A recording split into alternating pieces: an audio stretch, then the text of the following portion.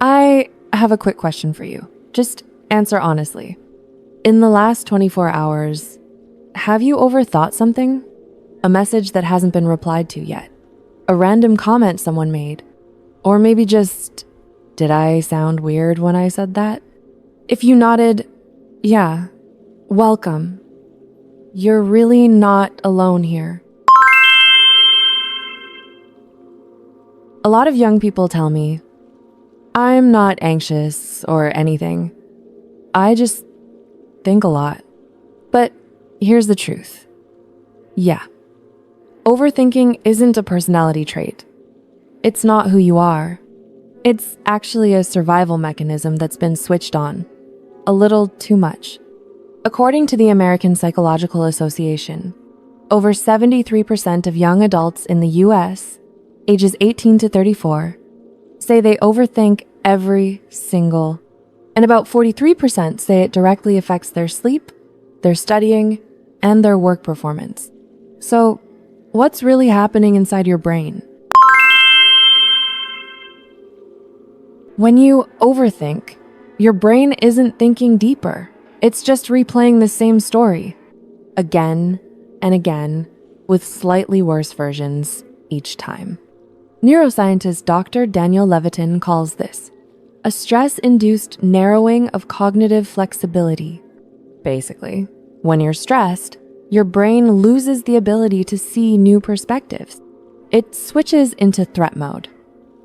The amygdala, your fear center, goes red alert.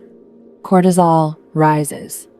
And the prefrontal cortex, the part responsible for logic and decision-making, gets kind of muted. So, you're not solving the problem anymore. You're just stuck, looping, spinning. Imagine a college student in the US.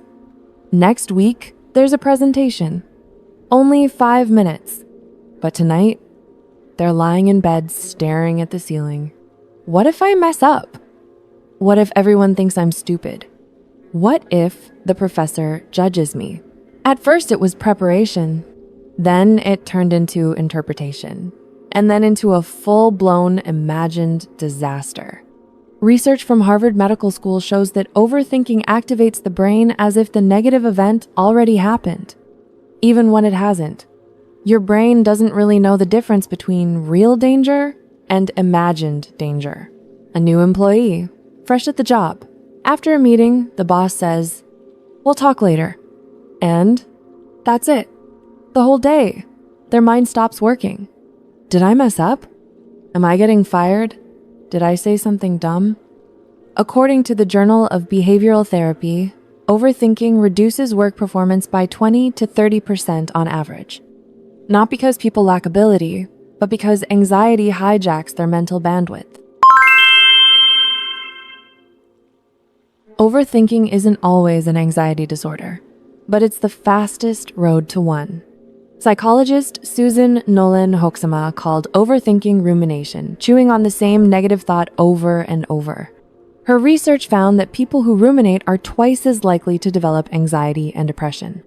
A young streamer finishes a live session. They don't remember the compliments, not the kind messages. They remember one negative comment. The brain zooms in, pins it, replays it. That's negativity bias, the brain prioritizing threat over pleasure.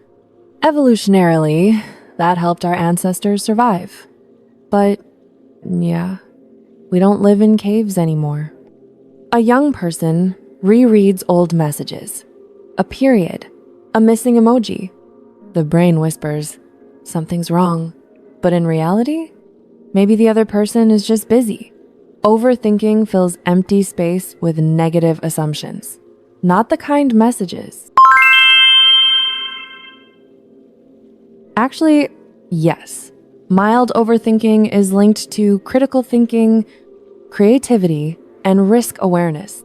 But as the Yerkes-Dodson law shows, too much stress reduces performance.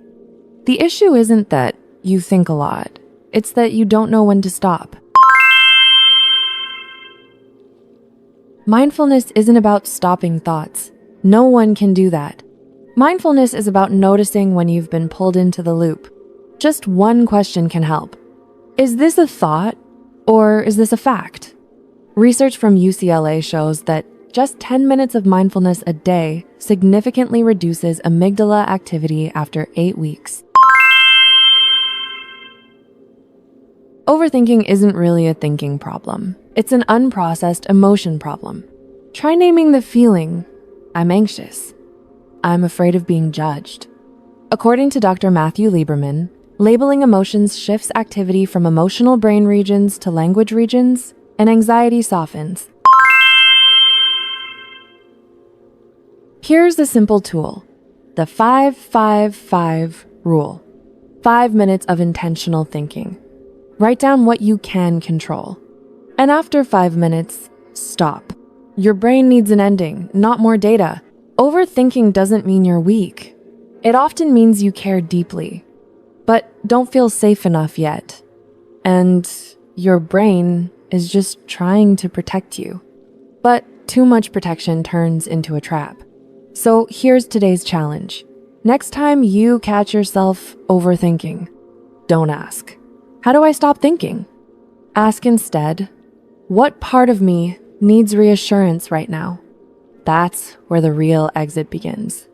And in the next video on PsychPrac, Momo will guide you through a 7-day practice. Small, gentle steps to recognize, face, and safely step out of overthinking. If you're ready to leave the loop behind, yeah, I'm Momo. The next video is waiting for you.